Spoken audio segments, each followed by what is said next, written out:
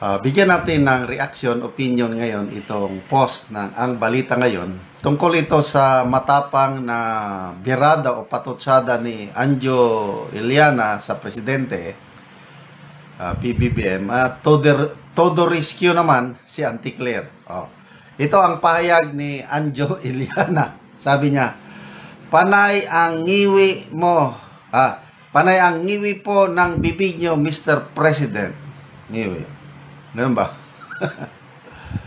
Kumbinsido ang taong bayan na kayo ay gumagamit. Baka naman, Mr. President, na kayo ay magpa-follicle test. Grabe. Tapang. Todo rescue si Auntie Claire. Sabi niya, who are you? Sino ka to demand that for him? Hindi ka papansinin ng Pangulo kasi sino ka ba? Typical Auntie Claire talaga. Okay, so speaking of ngiwi, may nakausap akong civilian.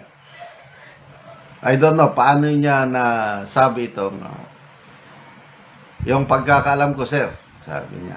Yung palaging ganun, talagang gumagamit. Ganun ba?